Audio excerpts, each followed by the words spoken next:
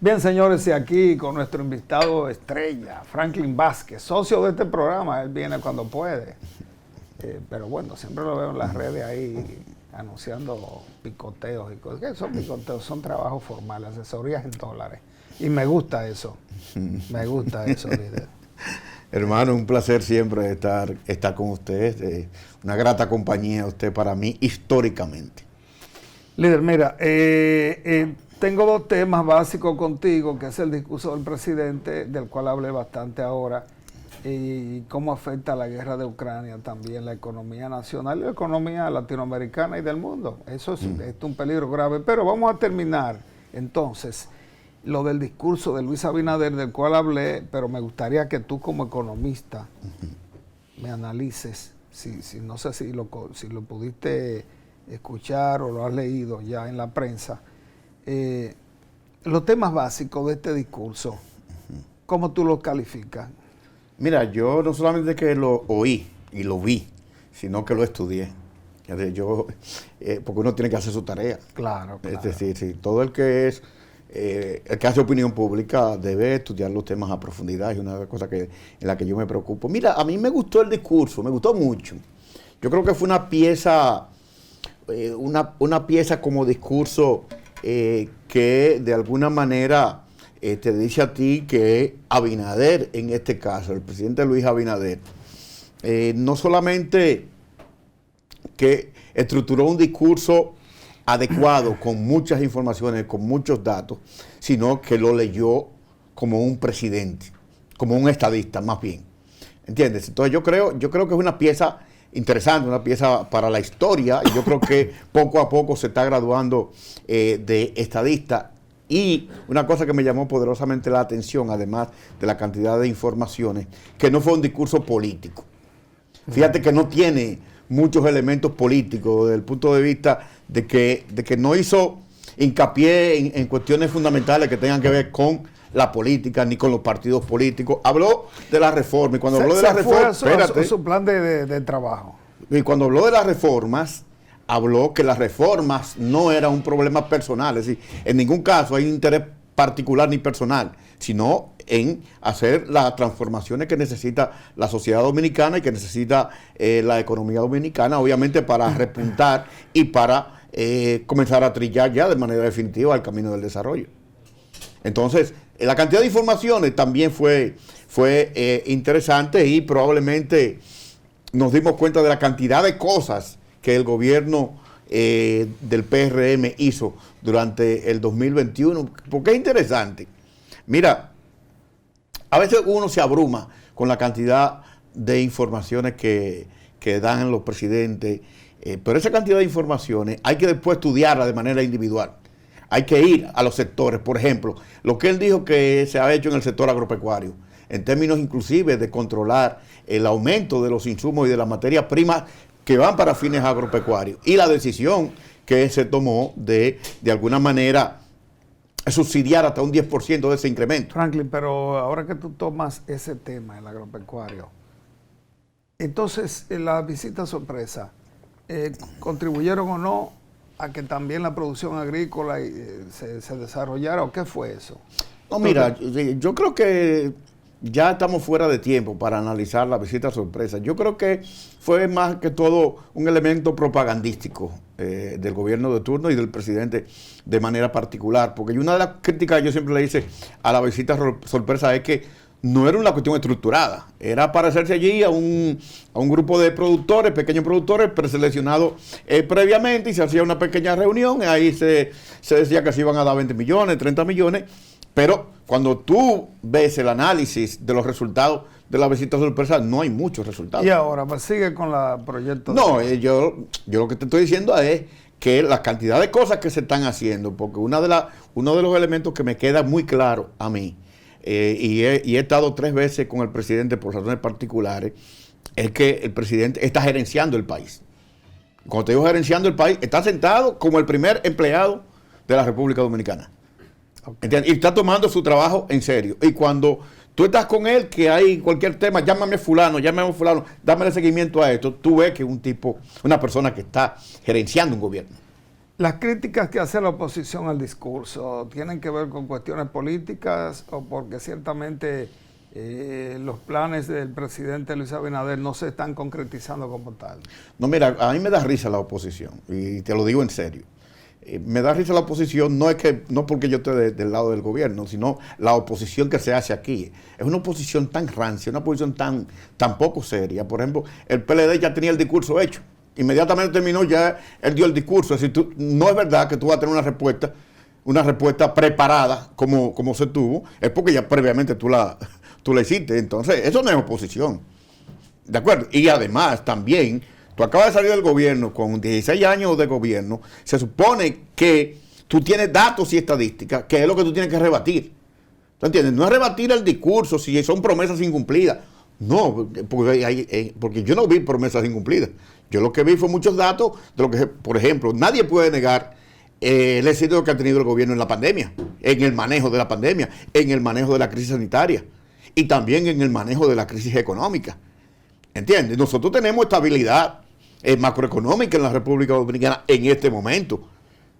¿De acuerdo? A pesar de los aumentos en los precios, de los aumentos en la inflación, que eso vamos a hablar un poco, tú tienes estabilidad macroeconómica, tú tienes estabilidad de la tasa de cambio. Y de hecho, ahora mismo se está apreciando el dólar. Entonces, todos esos son elementos y fenómenos que tú no puedes rebatir, pero hay que rebatirlo con datos, con informaciones de lo que tú hiciste en cada una de las áreas, comparado con lo que está planteando el presidente en su discurso, porque no es nada más que estar en contra. Es decir, es un discurso de promesas incumplidas. No. Vamos a los datos. A mí me gusta hablar con datos. Si tú me dices a mí que las exportaciones de Zona Franca incrementaron un 23%, dime cuánto incrementaron en tu gobierno, y entonces tú comparas y tú dices, bueno, nosotros aumentamos las exportaciones más en aquel periodo e hicimos aquello y aquello, contrario a lo que está haciendo el presidente ahora mismo. Eso sí es una oposición seria. Eso sí es una oposición que tú dices, bueno, estos tipos también hicieron su tarea. Estos tipos se fajaron. Pero decir que el discurso no fue bueno simplemente por ser oposición, a mí realmente eso me llama poderosamente la atención. Bueno, tú sabes que muchas veces los presidentes igual en las asambleas de rendición de cuentas rinden cuentas de lo que han hecho ese año, pero también prometen otra, como que se salen del libreto un poco. Sí, lo que pasa es que yo creo que una cosa no se puede separar de la otra. ¿Por qué? Porque los planes del gobierno son planes permanentes. Es decir, tú tienes 4 años y lo que tú hiciste en el 2021 probablemente tenga repercusión en el 2022 porque es una continuidad. Y tú, por ejemplo, tú haces una inversión en una planta eléctrica, una termoeléctrica o lo que tú, una central eléctrica. Eso no es una cuestión de 6 meses, de un año, eso te puede llevar un gobierno entero. Entonces, yo invertí 1.000 millones, pero en el 2022 voy a seguir invirtiendo porque es parte del mismo proceso, parte de la misma obra. ¿Entiendes? Si yo a eso no le veo ningún tipo de problema. Lo malo es que tú no digas lo que hiciste en el 2021 y que solamente digas lo que tú vas a hacer en el 2022. Ahí. Y tú me conoces a mí que yo soy un crítico cuando hay que serlo. No importa de qué gobierno, no importa de qué presidente. ¿Entiendes? Porque uno es analista económico, uno no es, en este caso, un partidario que viene a representar un partido político. Entonces, yo creo que hubo mucha información de lo que se está haciendo en el gobierno, de lo que se ha avanzado en diferentes sentidos. Mira, por ejemplo, ese dato que yo desconocía de lo que es el movimiento cooperativista en la República Dominicana y el incentivo que ha dado este presidente. 808 nuevas cooperativa con más de 35,000 socios, y te lo digo yo que trabajo en el sector, yo soy asesor de varias cooperativas, ¿entiendes? Y sé lo que eso se representa para una provincia, para un municipio, para una comunidad. Y eso me parece interesante que lo destacara el presidente de la República con relación a lo que es la creación de nuevas cooperativas en República Dominicana. Mira, yo estuve por Santiago el fin de semana y vi 2 estaciones gasolineras de diferentes nombres, ofertando gasolina 10 pesos menos y 15 pesos menos. Y el gasoil 10 pesos menos. Por día. Vamos a poner, no sé si tú has ido a Santiago y lo has visto. Yo tengo la fotografía. Sí, no, hay una persona que lo... Yo tengo la fotografía, no se me olvidó dársela a los muchachos. Hay una gasolinera que dice 10 pesos el gasoil los sábados. Y los jueves y los miércoles, no sé, o los viernes, 10 y 15 pesos las dos gasolinas. Encontré otra cuando venía para la capital, de otra marca, de otro nombre, que la gasolina es la misma, pero tiene otra empresa, igual ofertando. Y yo me encontré eso tan extraño que le tiré fotografía y yo digo, se ve que ellos ganan como quiera. Porque bueno, estamos hablando de que están bajándole 10 y 15 pesos más de lo que le aumenta el gobierno. Entonces, esta ley de hidrocarburos, este nuevo proyecto de ley que oferta al presidente en esta asamblea, que creo que fue hoy que lo llevaron ya hoy lunes, háblame de eso. La gasolinera, ¿en qué tú estás de acuerdo? ¿Con que se deje el libre albedrío como Estados Unidos, que se controle, o que realmente ellos tienen el precio alto y ganan demasiado? Tú sabes que el tema de los combustibles siempre se maneja por volumen. Es decir, tú no ganas, la diferencia en términos de lo que es la compra que tú haces a la refidonza, tú ganas por la cantidad, el margen es muy pequeño y es igual para todos. Entonces, donde tú ganas es en la venta al detalle. Entonces, mientras mayor volumen tú tengas, aunque tú bajes un poco el precio y baja el precio, porque estamos hablando 15 pesos a cada galón y el gobierno le baja 4, pero si es que le baja. Sí, pero lo que te estoy diciendo es que esas personas, esos empresarios que hacen eso, tienen una claridad meridiana en que ellos saben que no afectan al resto del sistema, porque es otra cosa. Porque el tema es cómo afecta el que yo de manera individual baje el precio de la gasolina y el resto lo deja igual, porque tú sabes que aquí hay una o dos asociaciones de distribuidores de combustible y se ponen de acuerdo en el precio. Yo estoy totalmente de acuerdo en que se liberalice la importación y en que se liberalice el precio. Háblame la importación, ¿cómo que se liberalice? Sí, cada quien traiga su gasolina. Que tú el que quiere eso invertir. No origina un caos, ¿y dónde la almacenan? No, bueno, eso es, pero no, porque tú regulas desde el gobierno. Industria y comercio tienen que regular eso.